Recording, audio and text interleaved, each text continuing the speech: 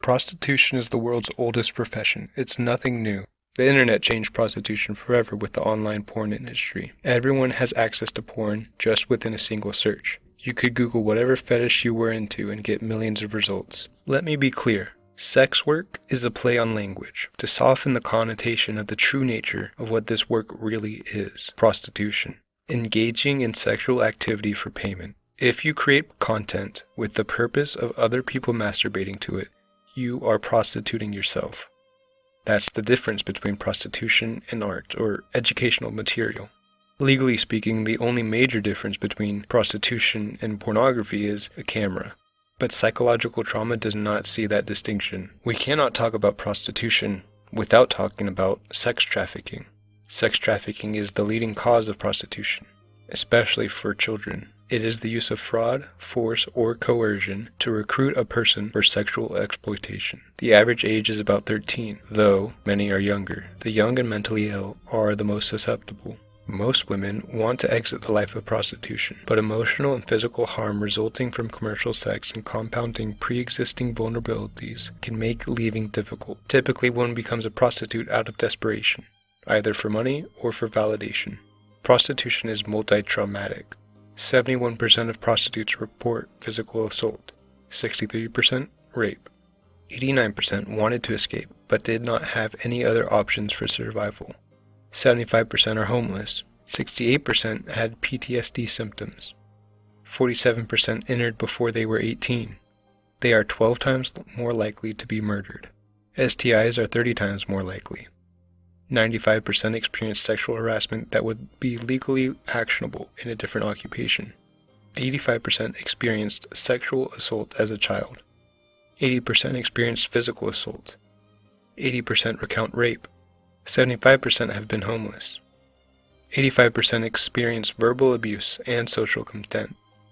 Verbally saying yes is not the only requirement for consent to be valid. True consent means that at the same time the person is fully capable of making that decision without externalities like the threat of harm, drugs, being a child, or being mentally ill. For consent to be valid, they must understand what they are consenting to voluntarily and have the mental capacity to do so. Prostitutes do not meet that requirement.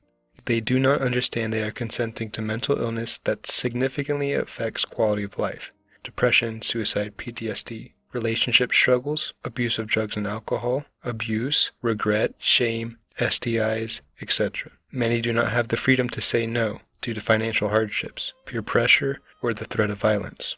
It is hard to argue that they have the mental capacity. A healthy, mature individual probably would not make the conscious, voluntary decision to put their body for sale, considering the mental and physical consequences. They are usually mentally unstable, abusing substances, or have been abused previously. These factors hinder their decision-making skills on how they determine what a healthy lifestyle is. E-prostitution is not an exception. All prostitution is subject to mental illness, depression, being exploited, drug abuse, verbal abuse, mental abuse, struggling to have healthy relationships, boundary issues, intimacy issues, self-harm, and damaging future prospects. Self-harm and harming others is not a right, nor can it be consensual. Just because it is the oldest profession does not mean it is moral, or that it should be legal. It is not empowering. Empowerment is to have control over oneself. Prostitution capitalizes on exploiting the vulnerable, to be reduced to a commodity for someone else's benefit. It is a cope, not to face the reality of how damaging it is to one's body and mind. Selling photos of your holes online for a McRib is damaging. It's worse than working minimum wage, despite what traffickers will try to tell you. The average prostitute generates $29,000 annually. They often don't even get any of that money if they are being trafficked. Prostitution should not be considered a normal job. If prostitution, which is selling one's body, is just another service equal to any other service, then why is rape viewed as more horrendous than physical crimes? Being paid for rape or sexual abuse is not an occupation. Prostitute cannot go on a resume. People do not have the right to abuse others. Generally speaking, women enter the profession non-consensually. 92% of prostitutes agree. They do not consider it work, but rather slavery. Oh, but I can't talk about it because I'm not a woman or a prostitute. Are women who are directly involved in domestic violence the only ones entitled to denounce it? Are cancer patients the only ones capable of being cancer doctors? Prostitution affects us all because it conveys norms and representations to young people what is acceptable. It is trivialized and glamorized by the media and in the culture, which should be a concern, especially when the vulnerable are susceptible to believing the media lies. Legalizing prostitution is not the answer. It does not protect anyone. Sex trafficking actually increases. Legalizing prostitution normalizes violation of human rights, especially women and of children. When brothels are legal, it is harder for investigators to know where to look and to discover who is being forced or coerced into selling themselves versus adults doing it on their own time. Quote, consensually. When brothels are illegal, all brothels can be shut down and thoroughly investigated. If the goal is to preserve and respect human rights, we should actively work to keep prostitution illegal. The exploitation of human rights of the vulnerable demands criminalization. This includes but is not limited to sex traffickers, pimps, porn directors, those who purchase sexual activity directly. We should make a conscious effort to prevent the dehumanization of our people and to label prostitution as such accurately, not with a label that attempts to normalize it.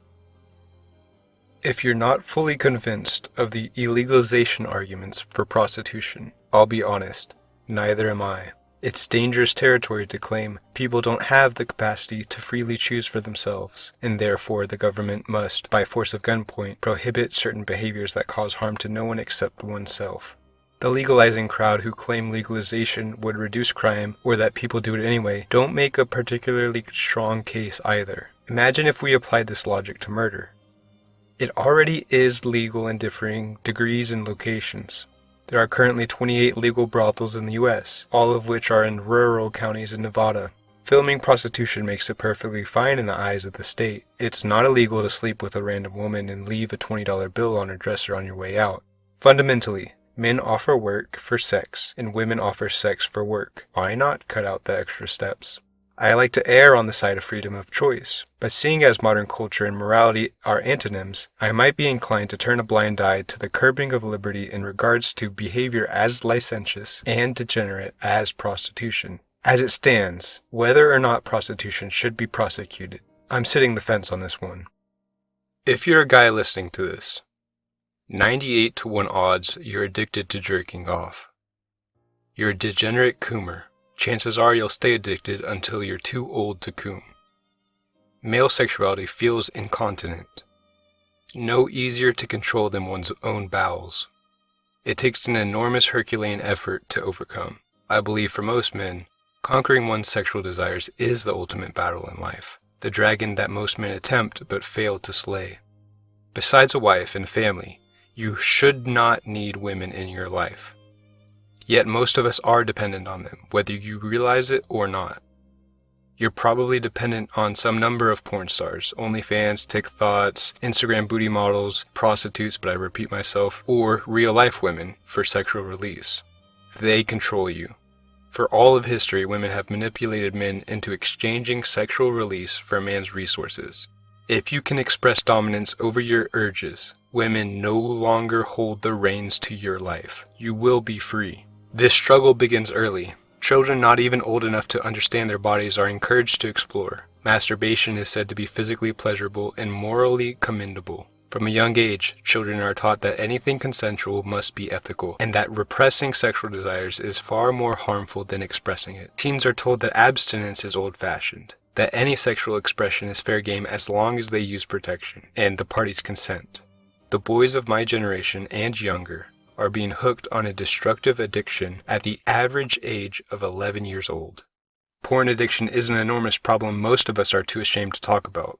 Sexual expression and carnal pleasure are regarded as unassailable rights. Sex, our bodies long for it. Society celebrates it. Pop culture promotes it. Pornography trains us in it. The cultural solution has attempted to normalize porn addiction, but that is simply a cope. Claiming that something is healthy does not make it so. Unfortunately, more than half of men admit to visiting porn sites frequently. The stat is much worse for younger generations. 80% of men 18 to 30 view porn monthly. Men are 5.4 times more likely to look at porn than women. 98% of men reported porn use in the last 6 months. 80% within the last week. The evidence that porn is awful for your brain is overwhelming.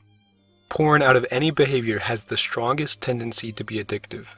As you delve deeper into the habit, porn choice often turns increasingly hardcore. In many cases, porn users find their tastes so changed that they can no longer respond sexually to their actual partners, though they can still respond to porn. Those who try to break their porn habits report finding it really hard to stop. Study after study has shown porn is directly related to problems with arousal, attraction, and sexual performance. Porn leads to less sex, less sexual satisfaction. Researchers have shown connection between porn use and low sex drive, erectile dysfunction, and trouble reaching orgasm. Many frequent porn users reach a point when they have an easier time getting aroused by internet porn than having actual sex with a real person. Research shows that pornography is linked to less stability in relationships, increased risk of infidelity, greater likelihood of divorce. Men who are exposed to porn find their partners less sexually attractive, rate themselves as less in love with their partners. A recent study tracked couples over a 6-year period, from 2006 to 2012, to see what factors influenced the quality of their marriage and their satisfaction with their sex lives. The researchers found, of all the factors considered, porn use was the second strongest indicator that a marriage would suffer. Overall, they are less committed to their partners, less satisfied in their relationships, more cynical about love and in relationships in general. The more one uses porn, the more lonely one becomes. Again, we can't talk about porn or prostitution without talking about trafficking. Pimps and sex traffickers use porn to initiate their victims into their new life of sexual slavery. Then they force their victims to participate in making new porn. We know for a fact that some, probably much more than you would assume, have been forced. Some of you have been brainwashed to believe that if you don't cum, your prostate will explode. That's not true. There's no medical known issues from abstaining from masturbation. Ejaculation frequency is not associated with prostate cancer. Porn ruins your dopamine receptors and perception towards women and sex. On a neurological level, it makes you more stupid. I'm not going to spend any more time on this. The negatives are self-evident. I don't need to spell it out any more than I already have. Any attempt to deny these facts is a cope. It is in your best interest to recognize psychological self-harm, to quit and to never look back. Willpower won't do it. Chances are you've tried and failed to quit before. Why do you think that was? Because you weren't strong enough? Because it's too addictive, so you decided there'd be no escape and you gave up? No, you lack discipline. I made a video about discipline a while back. Discipline is not willpower or motivation. Those are fleeting. Discipline is devising a clear, effective plan that removes pitfalls, includes fail-safes that you integrate into your day.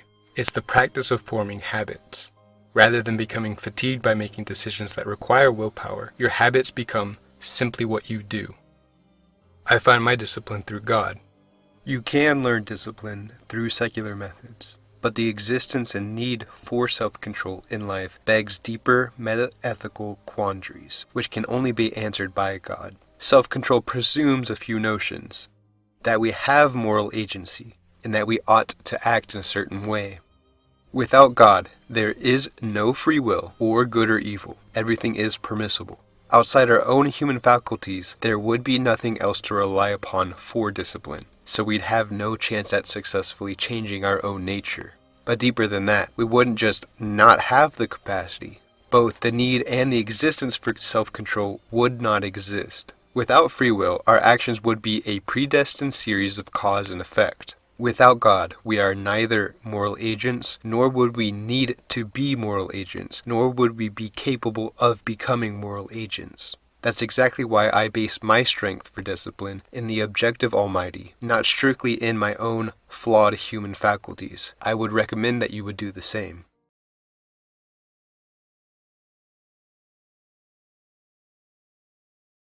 Morality generally, if morality is objective, or morality can be objective only if God exists. Morality is objective, so God exists. We're all familiar with this sort of argument from Craig. So We can go to an abductive version of this argument, which is just which more people should be aware of. Yeah. Morality is objective. If morality is objective, then God's the best explanation for it being objective. So God's the best explanation for it being objective, so probably God exists. And you can support that by saying, look, morality always seems to be tied to persons. If morality is objective, that means it must be tied to a person whose nature is objective some way. So there's different ways you could defend the main premise of that argument. David Baggett's a good person to look at for that one. Yes, definitely. Okay, we have an interesting set of arguments that push more toward a Christian conception of God and not just a theistic conception. So we have Linda Zagzebski's argument from the need for divine aid in being moral. Now she asks, classic question that you encounter in ethics classes, why be moral? Well, she says, why try to be moral? And so by thinking about this question, she has the following argument. It is rational to try to be moral only if it's rational to believe the attempt would likely be successful. But it's not rational to believe the attempt would likely be successful if all we have is our own human faculties to go on. And this is because if all we have is our own faculties, we can't be confident that we have genuine moral knowledge, given the depth and diversity of moral disagreements. We can't be confident that we can overcome our moral weaknesses and bring about good in the world. And we can't be confident that our moral efforts wouldn't just be vain in the end. So, but 3, it is rational to try to be moral. So it's rational to believe the attempt would likely be successful. So we have more than just our own human faculties to go on. Follows logically from 2 and 4. Now, if a theory postulates exactly what more we need to be rational in believing the attempt at being moral would likely be successful, then it's rational to believe that theory. Christian theism postulates exactly what more we need to be rational in believing the attempt at being moral would likely be successful. And namely, we have, by divine revelation, divine assurance and guidance, grace, providence, exactly we need the assurance of genuine moral knowledge, the assurance that we can overcome moral weakness, and that our moral efforts wouldn't be in vain. And so it's rational to believe Christian theism. How do you say her name? Linda Zagzebski? Yeah, Zagzebski. Zagzebski, okay. Brilliant philosopher. John Hare, the moral gap. Yeah, he's defended this argument over the course of like 3 decades. Now, what he means by the moral gap is it's a gap between the demand that morality places on us and our natural capacity to live up to it. So morality essentially demands that we be perfect, but it seems like we can't be perfect. So that's a problem. That's the moral gap that John Hare talks about. And it gives him this following argument. If one ought to do X, then one can do X. That's pretty much an indisputable principle of ethics. One ought to live up to the demands of morality. So it follows that one can live up to the demands of morality. But one can live up to the demands of morality only if one has the requisite extra human assistance. So one does have the extra human assistance. And similarly, we say that if a theory postulates exactly the extra human assistance needed to live up to the demands of morality, it's rational to accept that theory. Christian theism does postulate exactly the extra human assistance needed to live up to the demands of morality. And there he has in mind the Christian doctrines of atonement, justification, and sanctification. So it's rational to believe Christian theism. John Hare. I'm gonna say it like that, Hare. Hare. For no reason. All right. All right, we have Kant on the duty to promote the highest good. Kant factors in a lot of moral arguments. Now, by highest good, Kant means perfect proportionment of happiness to virtue. So you're happy in like a eudaimonistic sense, like flourishing, you flourish to the extent that you're virtuous. Okay, that's what he means by the highest good. So we ought morally to promote the realization of the highest good. What we ought to do must be possible for us to do. It's possible for us to promote the realization of the highest good only if there's a God who makes that possible for us. And so because only God could ensure the perfect proportionment of happiness to virtue. So God exists.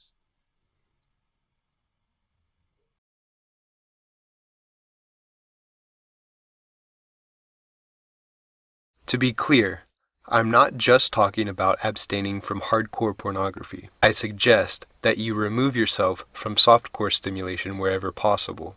It'd be in everyone's best interest to delete social media off their phones.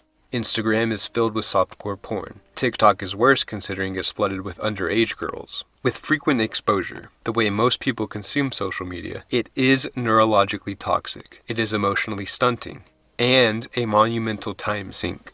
I'm not saying don't use social media ever again. You can always re-download the app sporadically to use as needed. But for the sake of your neurological health, productivity, privacy, physical health, social capacity, and for men, your testosterone levels, you should limit social media and porn to the highest degree possible. While we're on the topic of apps that you should most definitely delete, we've reached my Tinder expose. According to a national survey on romantic relationships in the US, 39% of couples meet online now. The share of couples meeting online has doubled since 2009. This is likely the most transformative change that has occurred in the dating sphere in the last 2 decades. This change coincides clearly with many other trends, such as the overall increase in male celibacy during this time frame, and a greater amount of sex being consolidated to the top 5 to 20% of men.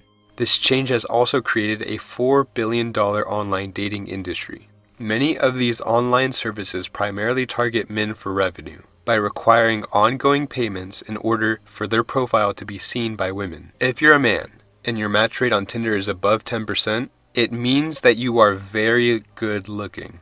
Almost everyone else gets no matches. Actual average men, they get a match rate of 0.8% on Tinder. A study found out that the bottom 80% of men are fighting over the bottom 22% of women. The top 78% of women are fighting for the top 20% of men.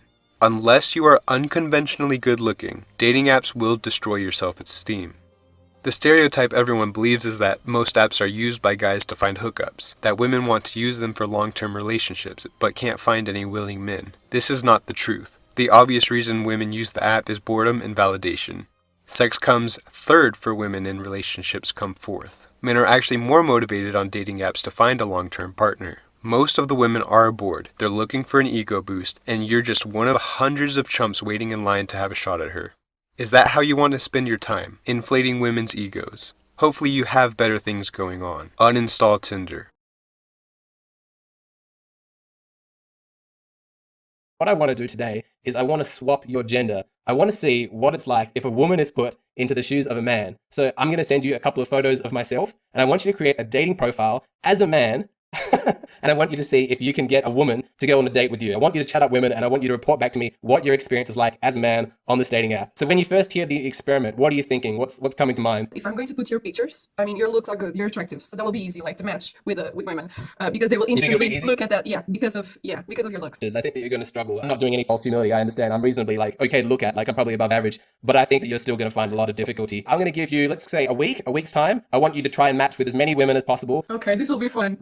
I'm excited for this. I think so too. All right, I'll talk to you soon. Bye. I don't think that she realizes how difficult this is going to be. The next step is I need to find some photos to send her. I have no idea what people put on their Tinder photos, but I'm not going to do a topless shot. I don't think I have a topless shot. Okay, so I think I've chosen the 3 photos that I want to send her. I'll show you. I've got this one that seems pretty standard. It's just a photo of me looking at a camera. I chose this one. It's from a few years ago on a boat cruise that I took. And this one is kind of just to troll her a little bit, make it a little bit harder. It's from a community dance project that I did a couple of years ago, but it's a pretty strange photo, so I think she'll have fun trying to explain that one to potential matches. To go on Tinder and to get some girls to go on a date with me, but with his pictures. Now I'm just thinking about the story I need to invent. I want to prepare a few points just for the conversation to be more natural. I want to be very direct, but also smooth in the approach. So yeah, let's see how this goes. So I already put his pictures on Tinder, and I invented some bio, just some simple stuff. Hi, my name is Alex. I live and work in Lisbon as a psychologist, so looking for a nice lady to develop a meaningful relationship with and enjoy the pleasures of life. It's simple, it's good, and yeah, there we go. I'm going to start doing some matches.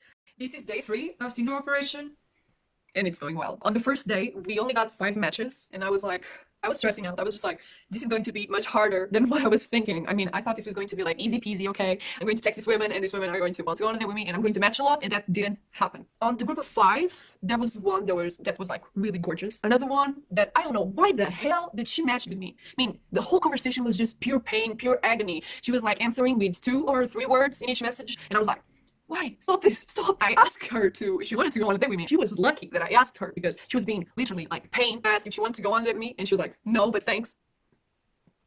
Get the hell out of here. I mean, it was just why? Day 2, I was blown away. I mean, I was like, oh, this is it. This is the real deal. We got 28 matches. 28, it's a lot. Let's be honest here. On average, those women were not that good looking. I'm not being selective, and I think that's a problem here. I'm just swiping like a maniac and see what I can get. I don't think I should do that anymore. I want to try a different approach. I want to be more selective, and I'm going to try to think more like a man. Let me try to pick and swipe the most beautiful women that appear. I want the more attractive ones, and I want to see that if I'm not that selective, can I get as many matches? So here's the Tinder accounts. I don't know exactly what this is, but this is I think there are a lot of women that are liking me. This is has 17.5 here. I don't know what that is, but yeah, here's the chat. Here are all the women I've been texting. I just want to go with very gorgeous ones, and I just want to see if I can match with them. So I think this one is very agreeable. I think this one too. I'm going to put a like on her, and it's a match. Good. I'm going to text her saying hi, how are you, and let's continue. Julie, I think this Julie is very gorgeous too. This one very gorgeous. Oh, this one is interesting. It's like a booty pic. I don't know why. We have some more skin. So yeah, let's just put a like on this one too, and it's a match. I'm being more selective. I mean, this is going well, so I'm going to keep this, and I want to see what happens by the end of the day. So this is day 5. And at this point, I'm not motivated. I am not happy with the results. On day 3, I got 13 matches. Yesterday, I got 1, and today, I got 1. In the beginning, I had lots of matches, but I wasn't actually being selective. And let's be honest here, I was matching with women that were not that attractive. I was getting like women on mid-30s higher. What amazed me wasn't this decrease of matches, was actually the replying. I mean, how can I get these women to go on a date with me if they don't even reply to me? I was so confused. I mean, if we match, why aren't we talking? I matched with so many, and I got no response. I saw a lot of like Instagram stuff, follow me on Instagram, and I didn't thought this would happen. I didn't thought I would match and they wouldn't reply. From what I talked to my friends and maybe myself, that doesn't happen. If I matched, like, the man doesn't reply to me. Like, that doesn't happen. If I compare an experience that a woman has on a dating app and that a man has on a dating app, it's much different. And it's weird that I struggle so much, and that if I change like the picture to a woman, I don't struggle at all. I didn't thought this would be like this, because I find Alex, in terms of looks, good looking and interesting. I thought he was a damn psychologist. That's super interesting. I don't know if people get depressed after being on a dating app, but I don't know. I just feel like down at this point. I don't know why I feel down. It's not giving me. This is not very healthy, is it? There are maybe some psychological effects from this whole thing. I mean, I'm down now, and it's not even my damn picture and my damn life, but I'm down. I really thought I would get a better response. I mean, I just don't know. I thought this was going to be more easy. Like, oh, I really wasn't expecting this. I don't want to do this again. All right, guys, it has been a week since I started this Tinder challenge experiment. I have no idea if it's been a failure or a success, but I'm going to call her now and we'll find out what the result is. Hey, Sada, I am very curious to hear how you got on. Have you had a good week or a bad week with Tinder? Was it a success or a failure? I think it was a failure. I had like lots of expectations on what would go on and what would like happen, and it was like the complete opposite. In terms of matching, I got some success, but then the replying was a nightmare. I just think it's a little bit difficult for me to invite them to go on a date with me if they don't even reply. And this happened like a lot. A lot. Okay, so we've got Lua. Hi, Lua, you're right, and you got no reply. Yeah, pretty much. I don't know why she matched with me. This is my brain. My brain is like, why the hell did you match if you're not going to reply? Thanks. Thanks a lot. Gabriella. Hi, Gabriella. No reply. Same thing again. Madalena. ¿Cómo estás, Madalena? And then no reply. Maria, how are you? No reply. Melissa, and how are you? No reply. I'm certainly picking up a trend here. Vanessa didn't reply. Elizabeth didn't reply. I struggled. Even in the conversations, I had like to lead the conversation. Some of them put zero effort. In the last days, I was like, I hate this. I don't want to do this again. At least you now have an idea of what it's like for just average guys every single day on these apps. It's so hard for them, and it really eats away at your self-esteem. Yeah, but I thought you weren't like average. I said you were like a psychologist. You had like very good pictures. I didn't understand what was like the problem. It's weird to me. This whole thing is weird because guys don't do this on dating apps. They just don't stop replying. They don't do that. Like, they don't ghost.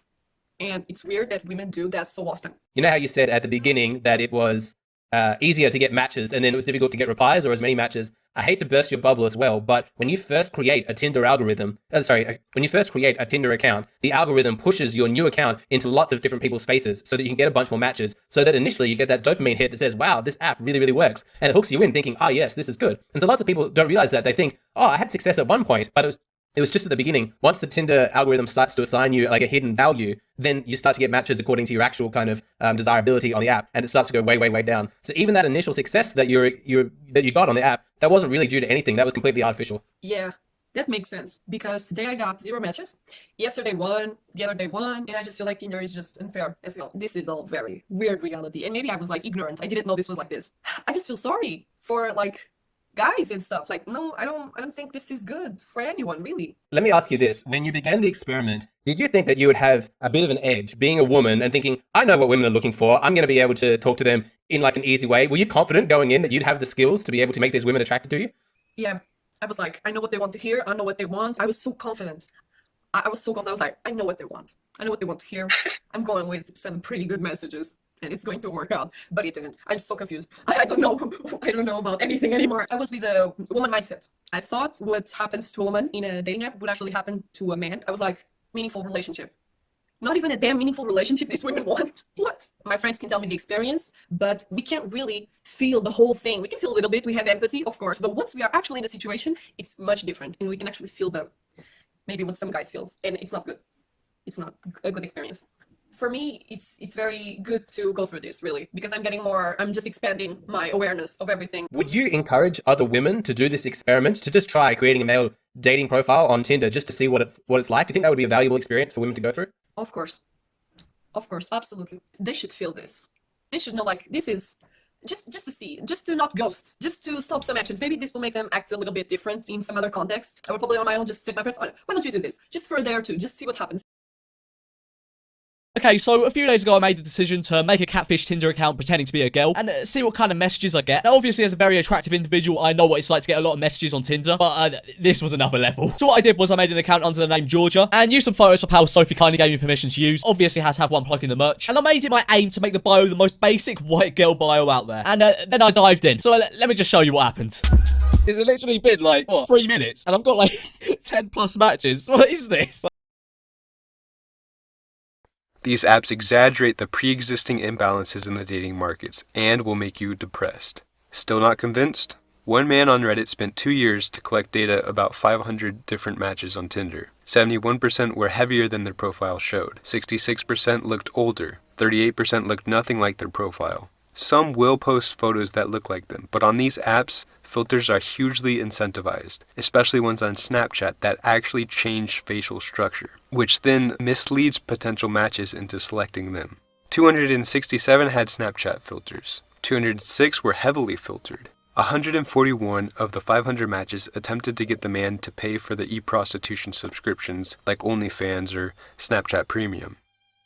197 spoke negatively about a prior relationship. The man managed to go on 100 dates, which turned into 38 second dates, 21 third dates, and 9 that were 4 or more. On the first date, 17% got drunk, 31% dressed like they rolled out of bed, 26% like they had just left the gym, 61% had caked on makeup, 53% had unkempt hair, 91% were constantly on their phones, 93% were late.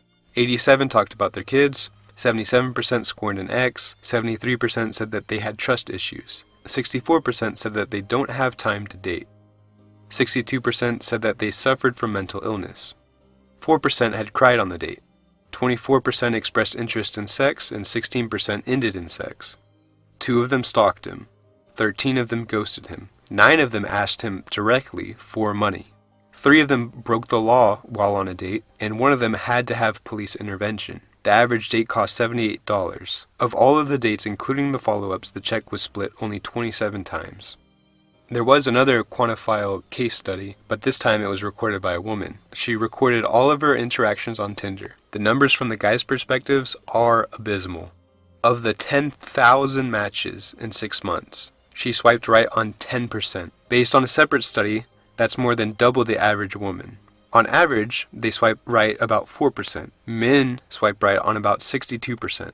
Of her 10%, the vast majority matched, and about half of those she messaged. Of the 10,000 profiles she viewed, only 21 resulted in a date. That's 0.21%. The chances of you finding, matching, hitting it off with a high-quality woman on a dating app is minuscule. Unless you're unconventionally good looking, dating apps will destroy your self-esteem. If that's not you, get off the app.